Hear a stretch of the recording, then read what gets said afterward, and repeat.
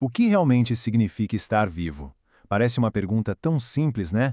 Mas a resposta é muito mais profunda do que a gente imagina. Nesta análise, vamos mergulhar de cabeça no conceito de vida com base num texto que explora as várias facetas dessa questão. Então, vamos começar com a pergunta central, a grande questão. O que é a vida? A gente sente, respira, vive ela a cada segundo. Mas na hora de colocar em palavras, de definir, aí a coisa vira um quebra-cabeças e tanto. Porque, à primeira vista, parece fácil, não é? A vida é respirar, crescer, se mover. Mas isso, gente, é só a pontinha do iceberg. Existe um mistério muito maior por baixo da superfície e é para lá que a gente vai agora. Ok, para começar a desvendar esse mistério, o melhor ponto de partida é o que a ciência tem a nos dizer. Vamos estabelecer uma base, um chão firme, para depois a gente poder explorar as ideias mais profundas. Se a gente abre um dicionário, encontramos essa definição mais clássica, bem direta. Um conjunto de propriedades como metabolismo, crescimento, reprodução.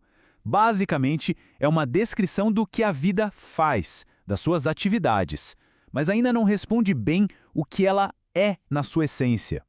A biologia, por exemplo, aperta um pouco mais esse foco. Ela diz que a vida é esse intervalo entre nascer e morrer, que depende de uma organização celular e que é movida pela energia do Sol. E é por isso que os vírus dão um nó na nossa cabeça. Eles não têm célula. Então, são vivos ou não são? O debate existe até hoje. Mas a ciência é só uma das lentes para olhar para essa questão. Acontece que a definição de vida muda, e muda muito dependendo de quem está olhando. Se a gente troca a lente da ciência pela da filosofia, por exemplo, o cenário fica bem diferente. E olha só que interessante. Aqui a gente tem 4 visões filosóficas bem distintas. Para os mecanicistas, a vida é pura física e química sem mistério.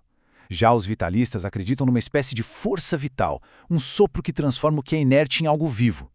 O materialismo dialético vê a vida como um processo, parte de um sistema gigante e interconectado. E por fim, o espiritualismo, que entende a vida como uma criação de um ser superior com um propósito de evolução. E aí a gente chega nesta citação do fisiologista Cláudio Bernardi, que resume bem o tamanho do desafio. Ele diz que é impossível definir a vida porque ela é inacessível, é abstrata. Talvez a grande lição aqui seja essa.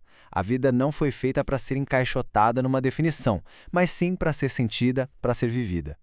Então, que tal mudar a abordagem? Em vez de tentar definir o que a vida é, vamos observar o que ela faz. O texto que estamos analisando a descreve não como algo parado, um conceito, mas como uma força poderosa, dinâmica, que está sempre em ação. Pensa na vida como uma química extraordinária, uma verdadeira alquimista. Ela pega coisas simples como água e terra e, bum, transforma em madeira, em açúcar, em flores com perfumes incríveis. É uma química que acontece o tempo todo, bem debaixo do nosso nariz. E não é só química, a vida também é uma artista fantástica.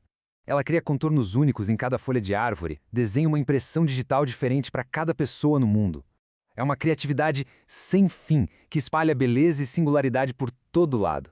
Não existem duas coisas exatamente iguais. Além de tudo, a vida é uma física de mão cheia. Ela domina campos de energia que a nossa ciência ainda está engatinhando para entender. Pensa na força de uma sementinha rompendo o asfalto ou na complexa rede de energia que mantém um corpo funcionando. É simplesmente incomparável.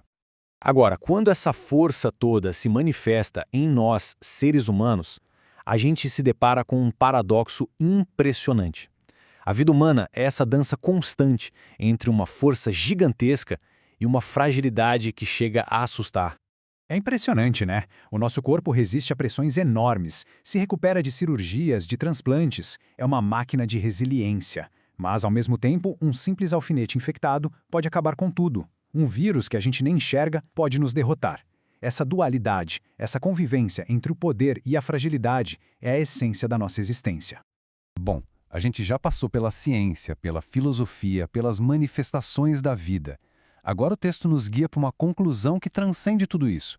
É o ponto final da reflexão, uma ideia que vai além. Cada passo que demos até aqui, cada visão que a gente explorou, serviu para construir uma base para o que vem agora. E o ponto crucial é este. A fonte, então, nos revela a sua conclusão. A vida, na sua essência mais profunda, é o próprio Deus. E é por isso que ela sempre vai ser um mistério. É por isso que é tão difícil, se não impossível, de ser totalmente compreendida pela nossa mente limitada. Segundo essa visão, não estamos apenas vivendo, estamos, na verdade, mergulhados num oceano imenso de vida. E nesse oceano existem leis que nos guiam, que nos empurram para um destino que é certo, que é inevitável, a perfeição. Isso tudo nos deixa com uma reflexão final, uma pergunta fundamental. Se a vida é essa jornada rumo à perfeição, como é que a gente está vivendo a nossa parte? Como estamos caminhando? Cada escolha, cada dia, está nos aproximando ou nos afastando desse destino? Fica aí a reflexão.